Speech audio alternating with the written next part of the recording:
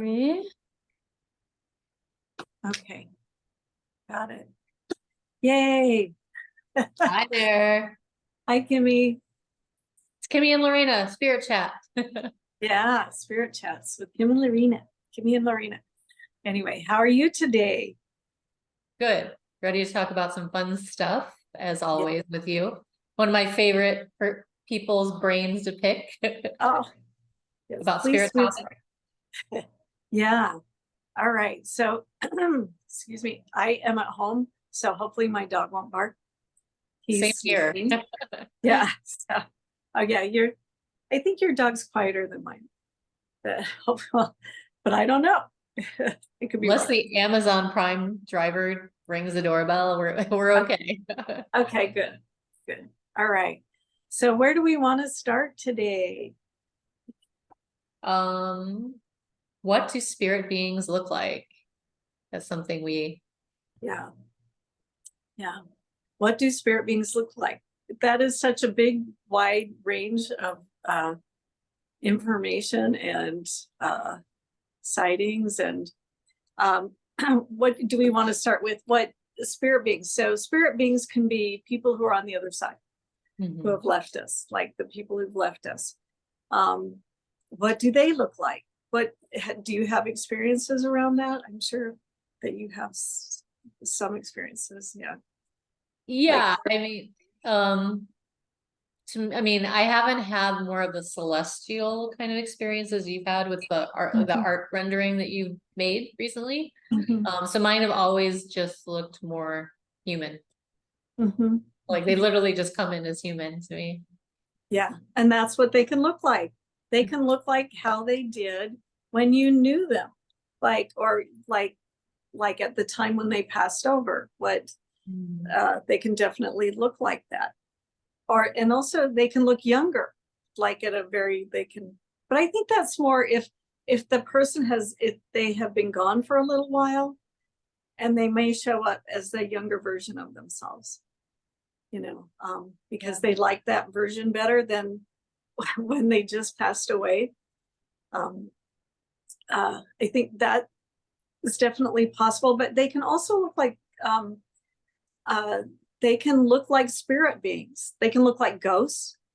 They can literally look like ghosts.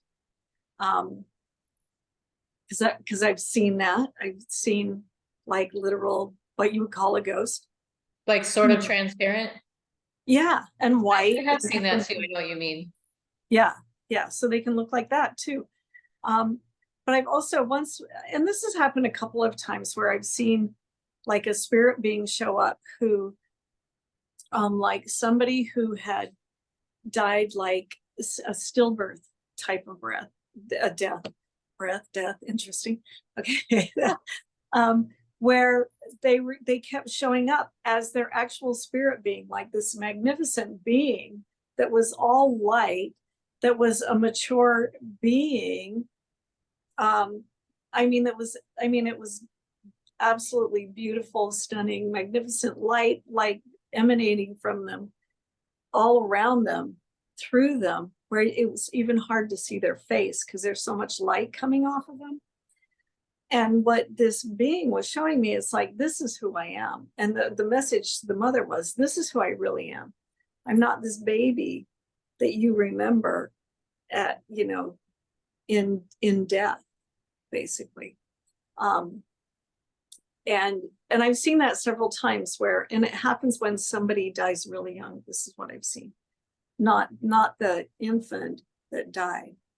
And I think that's more of who we really are, but we expect them to show up looking like they did when we knew them. Yeah. Yeah. And there's also, this is just an interesting little side fact. There's something called a psychomantium. Have you ever heard of that? It sounds familiar.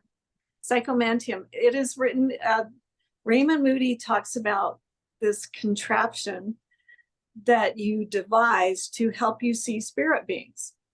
And what it is, he talks all about, and he's a skeptic and a professor, and he's had this experience himself. And it's like a cabinet, like a spirit cabinet that they make in like spiritualist church. Oh, So you yeah, got yeah. like, you have black curtains all around you. Uh-huh.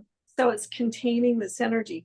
But you also put, and you sit in a chair that's lower to the floor, and you have a mirror. You put a mirror up that's kind of angled but above you. So you can't see yourself in the mirror because it's above you and angled in this direction.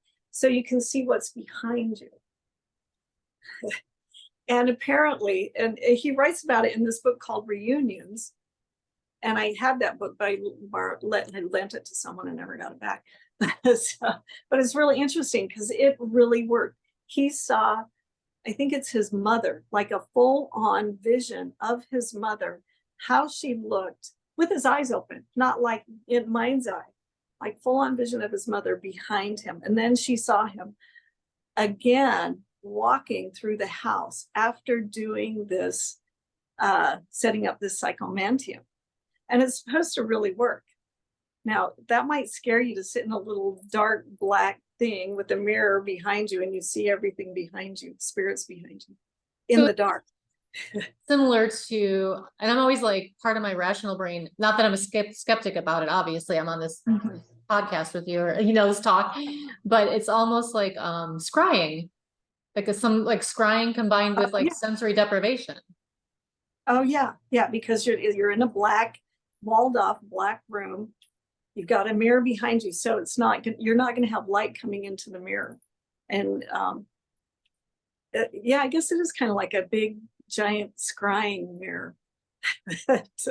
But he saw it. He had it happen to him, and they talk all about it in this book.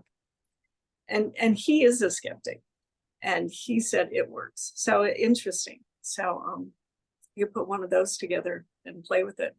Isn't he the gentleman that sort of ushered in the near-death experience? Like, yeah. Okay. Life After Life. That's him. Yeah. He's a professor and a skeptic, but he has explored these things. So, like in depth, I really like listening to him. Yeah. Anyway, just an interesting aside of like how to see spirit beings. Anyway. And sometimes, well, those little, like, I know that there's like controversy around orbs. Like sometimes the orbs are just dust particles or insects. But there are times, and I'm sure you've experienced this too, where you're like laying in bed and you will see a pinpoint of light in the corner of your room, like literally like open and expand. And I always think, oh, that's that without the need to present itself, as in form. So that's the same phenomenon, right? That's a spirit being, but without the form to identify it. Yeah. And I think that they, whoever's on the other side, can present themselves how they want to. I mean, maybe not always, but at some point there's a certain level of being that can do that. Yeah. Anyway, like more highly evolved beings. Yeah. Interesting. Yeah. What else? How else do spirit beings? Well, and there's also, there's orbs. Orbs are, a lot of people say orbs are spirits that are presenting themselves to you.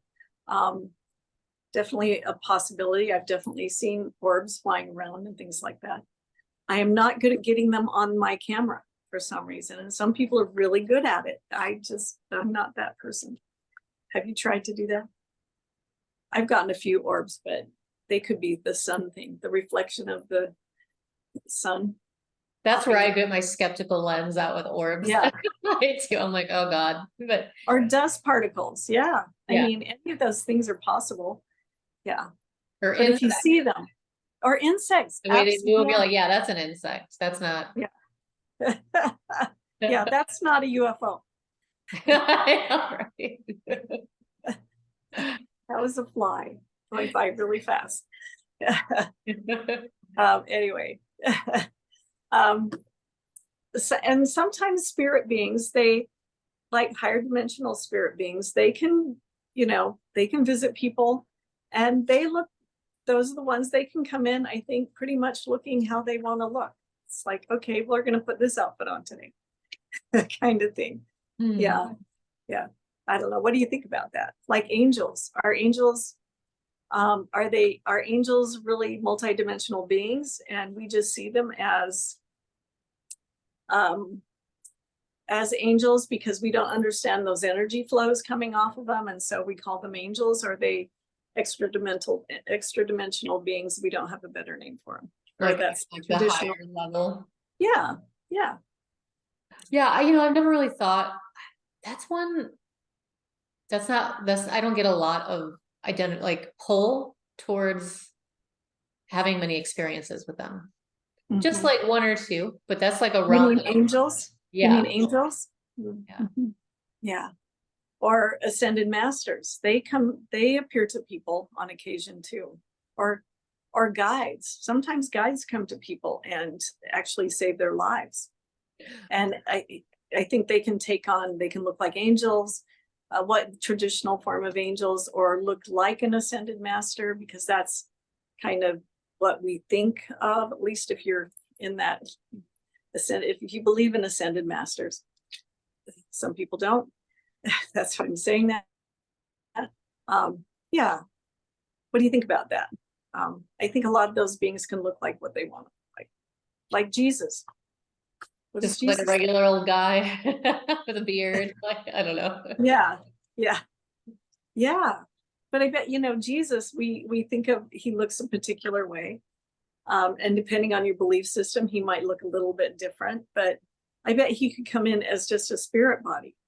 And then what does he look like? So, but we think he's going to look like what we think of Jesus looking like. And also another thing to consider is, what do we look like? What do our spirit bodies look like? I think it's something to consider. And actually, just thinking of it right now, that you could meditate on that. What does my spirit look like outside of what I think Lorina is? Like, what does that being look like? And just meditate on that and use your imagination to think of that, actually. Is that something that you've like experimented with? I have been thinking about that lately, so that's Oh, interesting. really? Yeah, Oh, just like the higher self and getting a lot Mhm. more dialogue and meditation connection with that. But it's funny that you bring that up. But have you looked and tried to focus on that? Well, I've done this in class, actually, Okay. where I have everybody imagine what their higher self looks like and see if you can see your higher self. First you connect with it, asking your higher self to come in. And then after you ask them to come in, then you have to think, we start with the imagination, not that we're, because things are created from our imagination. This is a creation point. So what does it look like to you? Open that. So it's just opening the door, because I have a lot of people go, but maybe I just imagined it. Listen, you got to open the door. Start with your imagination, see what comes in. But what you can do when you do that, and we have done this in class, where you sit in front of like you have somebody at the front of the class after we've already done like connecting to your higher self, imagining what that looks like. Sit or stand in front of the class, and while we're observing, call in your higher self, and we watch what happens. We get to see that, and that's pretty cool, because a lot of times, not sometimes, I should say sometimes, you see like there is more of a bigger aura around them. It's much brighter. There's kind of white golden light around them. Things like that, because that's your higher self, is you're getting closer and closer to your light body and what that looks like. That's pretty cool. Yeah. So I have played with it, and we've played with it in class. Maybe we'll do that next week. Anyway. Well, there's a theory too that like your spirit guides really are just other versions of yourself in the way that you look and experience yourself, like on other realms. I don't know, like, yeah. Sure. That goes into the arena of what's really going on. Yeah. And I also what you intend, back to intention, what you intend to look at is what you're focused in on. So what is going to show up? Yeah, for you. Like all the classes I've taken, like a zillion.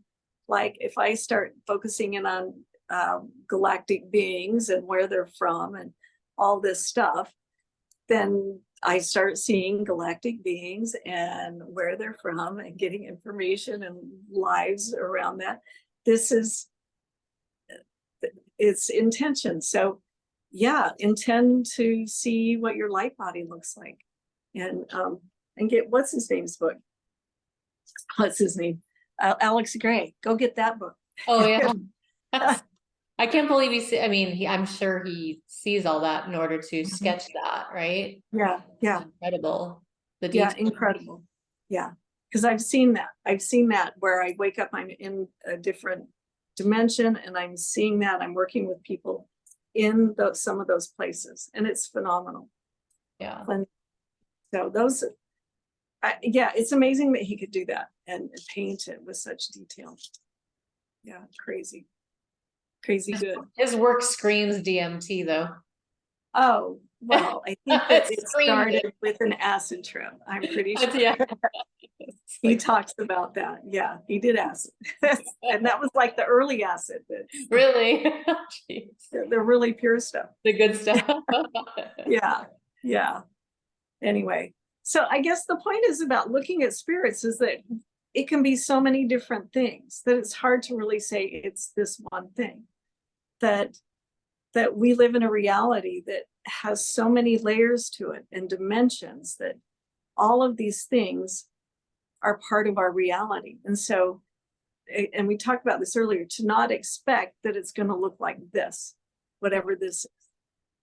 Open up those parameters of what those experiences can be. Because yeah, you might see a ghost walking by. You might see what else? Or one of your friends showing up in a vision and looking like they did right before they passed away, kind of thing, and giving you information. Or showing you as their true self, which doesn't look anything like them, but you can feel their presence and you know it's them. Yeah. Yeah, it's all of these things. And there are a lot of light beings out there, and they may show up too. Yeah, which is really cool. And that's who you've been sketching, right? Yeah, anyway. Yeah. Yeah. Show that on one of your shows soon, like just Yeah. like a snapshot of that art. Oh, well, I have them right here. You want to see them? Oh, hey, here's the Okay. introduction for it. Oh, okay. Well, I have these ones. Okay. Can you, I don't know. Can you, oh yeah, here's one. This is how Lorina sees one of her spirits. Yeah, one of these, well, about 5 of these people who look like this. People, beings, spirit beings. Came walking in. Yeah, eyes open. Yeah, here it is. And it's in a dark background because it was in a dark room. But here's in, I can't see this well. White. This is. There you go. I can see this right here. Yeah, that's good. Yeah. Yeah. And then I just did a new one. So this is, yeah. And this was, it's harder to see this one. There we go. There we go. Yeah, I can see the face within. It's almost like a crystalline. Oh, they were all energy and light and movement. And as they moved, other colors like kind of came off of them. And they're about 10 feet tall or something. So wow. Yeah. So that's, yeah, spirit beings. They show up. So but it's not, that's the thing. Be open to anything because you don't know what they're going to look like. It just I think it's just about being open and seeing and not having expectations of what you think they're going to look like. Because you might miss something. It's like, oh, I only want to see Jesus. Well, I wonder if there's like 10 other beings in the room and you're just looking for Jesus. So you miss the other ones. And, you know, we'd all like to see Jesus show up. That would be cool. And sometimes you'll be surprised at who shows up. Like, yeah, absolutely. Or I tend to receive more like animal spirit, like form. Oh, And I Yeah, think see, it's we because didn't even talk about that. I Yeah. trust animals, but they're like, I don't fear animals, so I think sometimes it'll initially come through like that and then shift. And like recently I had this beautiful blue dragon, that was a couple months ago, ride in a meditation. But then surprisingly it was Kuan Yin. And I was like, Oh, Kuan Yin, like that's really who wants to show up in my, I mean, meditation. uh-huh, But uh-huh, like the way she presented herself was kind of seamlessly through the dragon. And I think uh-huh, it's because I was more open to that. uh-huh. And So that's a perfect example. Like, to be open to, like, whatever shows up and not decide. As we decide right away what we think something is. And it might be actually more or different than what we presume, because yeah. we're really good at that. Really good at that. So, and that's amazing that it became, so the dragon was, why am I thinking Lakshmi all of a sudden? But you said Kuan Yin. It's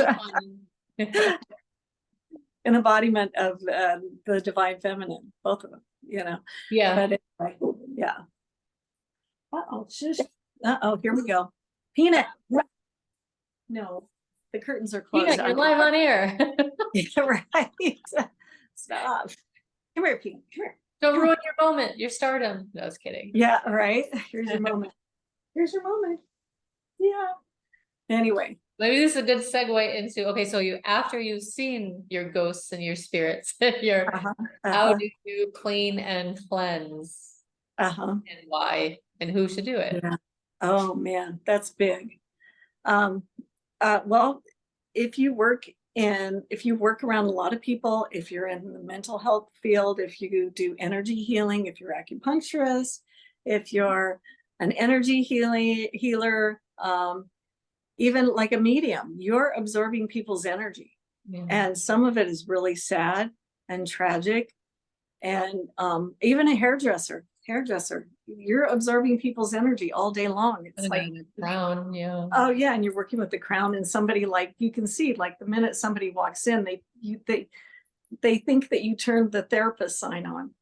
Like, seriously, it's like, oh yeah, open for business. Yeah, I'm a therapist, and I'm not really. Just saying. Hairdressers But get that a lot though. but it's almost like the minute they see you, like they dump all your stuff on you.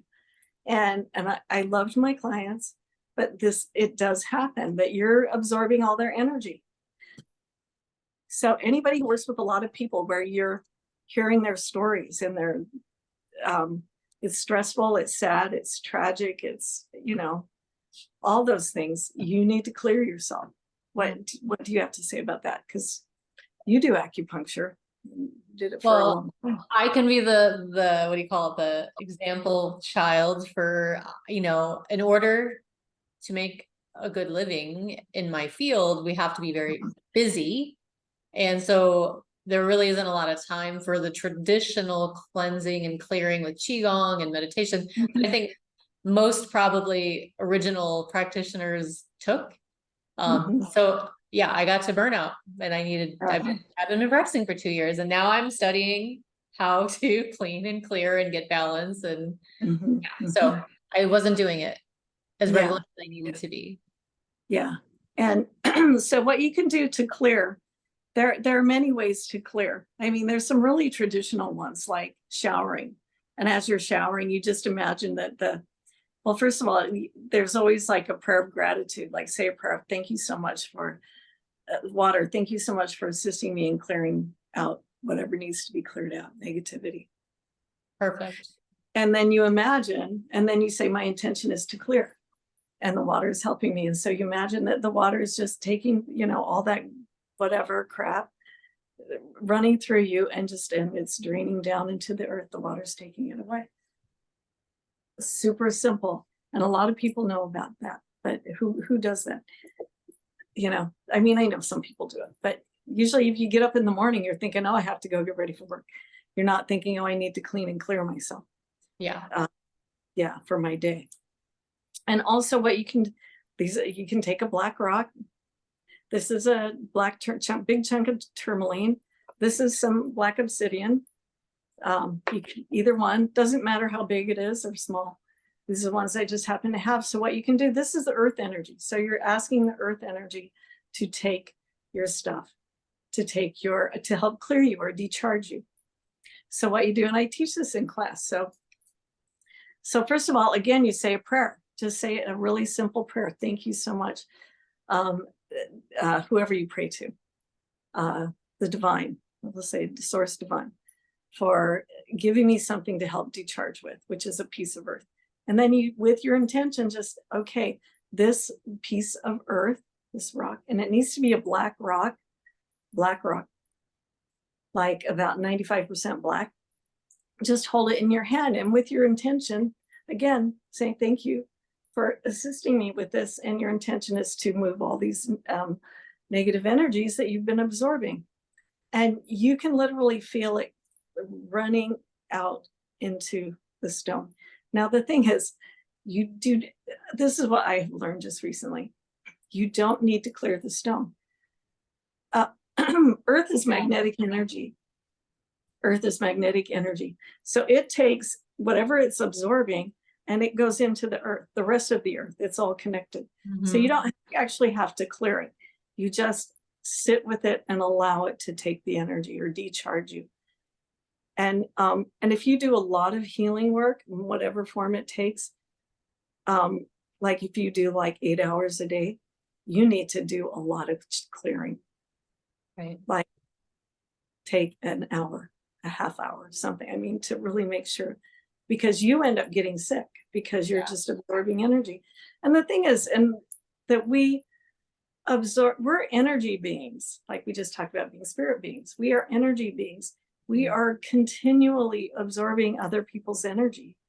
And some people are really, really good at absorbing other people's energy, like empaths are super good at it, to the point where it's hard to control, but still, you are still doing it whether you want to or not, unless you are like a Qigong master that has really learned how to cultivate that energy and move it. A lot of people don't have time to become a Qigong master to really move that energy. Yeah, but it really helps to do that every single day, especially if you work with a lot of people. And it's easy. You don't have to, you can even do it in your car. Excuse me, driving home. Just, hold it in your hand. Go, thank you, Earth. Thank you, Divine. Thank you, Earth, for taking this energy. Okay, this guy who's driving behind me is stressing me out. Please help take this energy. That kind of thing. We've done this in class, and you can feel the stuff just moving down and into the earth. It's amazing. So it really, really works. Highly, highly recommend it. Yeah, and I'm sort of like, I love tourmaline for that exact reason, that is that it, and obsidian's the same way too. You do not have to really clear either one of those stones. And I love that about them because of how giving they are, like, and then you can scry with obsidian too, but oh, yes, you can. I have a big obsidian thing. Yeah. Yeah. But I'm such a minimalist, like I don't know where I get it from, but anyways, what I use mostly now visualization techniques, learning, that Gerald O'Donnell technique with the balloon and then putting everything into the balloon and sending it to the sky. So using your visualization, your imagination to like open up run your cosmic energies, even like will be so much like beneficial, like very beneficial.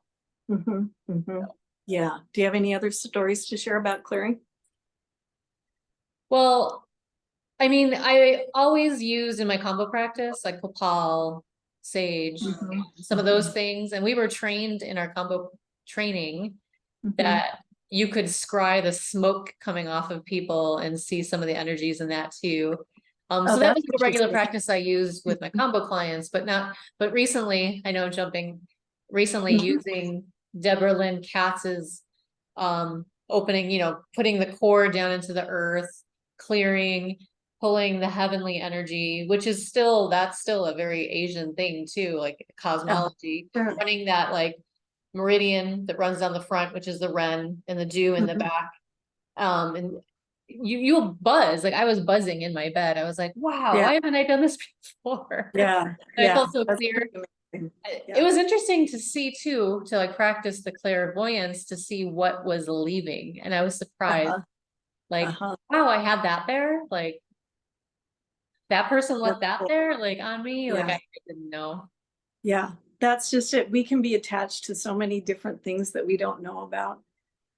Yeah. So keep clearing. It's super, super important. Super important. Yeah. Like one of the most important things you can do is to clear your energy field. Yeah. Yeah. Oh, and fire. You can also use fire. Hmm. And fire, it's very simple. Again, it's just staring into a candle. But it has to be a real candle, a real flame, or like sitting in front of a fireplace, whatever. And you imagine, and again, it's always you say a prayer first, thank you. With gratitude, I am doing this and I'm and I'm decharging this energy, and you can actually send whatever from your fingers into the fire to take it, and it will. And fire is very powerful. We Like know. you're pulling it out of your aura or your Yeah, field. you're imagining it going from your body through your fingers into the fire. Okay. Yeah, yeah. And you're decharging. It's another form of decharging your energy so that you're getting rid of stuff. And fire is incredibly powerful and instant. Like earth is slower. Fire is really fast, like boom. But it can be painful. Oh, Hey, shush. Come here, come here, come here, Peanut. Come here. Everything's okay. Come on. He looks very suspicious. It's like he doesn't like what's going on. Come here. Come here, buddy. I don't know what his deal when is. he's taking his job seriously. Yes, he's good at protecting, and he does see spirits, as we know. I remember. Yes, yes, he sees spirits. Yeah, and so we're talking about that. Yeah. Anyway, what else? I'm just trying to think of what else. How else to clear your energy field? You can just ask for help too. I mean, ask your higher self or guide or whoever you work with to assist you in moving stuff. And Oh, you know what I did before in the past was sound. Like I had a drum. So either chimes, bells, drums, like clapping. And sometimes I wouldn't, like when I say like I'm all about minimalism, like I would clap into all the corners of my healing room to drive out any dense energy. Yeah. Yeah. Oh yes, that's perfect. Yeah, sound is very powerful. It can shift the vibration like very quickly. Yeah, instantaneously actually. Yeah, and lift the vibration of a room. And a soul. Yeah. Yeah. Yeah. We were playing once with in my class, we were playing with tuning forks. I just decided to bring tuning forks. So we were playing with them in my class, and because I had been working with them earlier that day and I felt really funky, and it instantly lifted something and shifted. So I brought them to class, and people had like right away, like you can feel the difference working with sound instantaneously. It's very powerful. Yeah. But you could also just have a rock. So, it's like whatever, there's so many paths of the same. Yeah. Right? Yeah, absolutely. Yeah. Sound is powerful. Can shift the energy. Yeah. Anyway, what else? Well, we have about 4 minutes left. Okay. Okay. Let you know where we're at in the chat. All right. So we can just so next time we'll talk about some other things like spirit messages and how they come in, and past lives and reincarnation, and Atlantis, and Atlantis keeps coming up for me. I don't know. Yeah. And how important it is that we connect into how important is it that we know our past lives? Is it important? Do we need to just be here, or do we need to know some of that information? Yeah, it's all really good stuff. So we can connect into that too. Yeah. That'll be fun because I think I have an opinion on all that past life stuff, but I'll digress till the next time. So okay. Oh, can't wait to hear it. Yeah, and interesting. And also, how do spirit messages come in? How that information comes in? that's always a really interesting subject too. So we'll talk about that next time, a little teaser. We got a teaser. Yeah, yeah, okay. So I guess we're done here. Is that got everything in? All right. So it was really wonderful talking to you as always. Yeah. Yeah. And anyway. I just always love sharing the interwebs with you, Lorena. I'm friends with you. Yeah, and I do too with you. All right. And Peanut. Yeah. So stay cool. Yeah. And try and From stay the cool. desert. We're both in the desert. Different Yeah, desert. that's why I'm saying that. Anyway, so I'll talk to you soon. And take care. Bye, everybody. Bye. Let's see if I stop.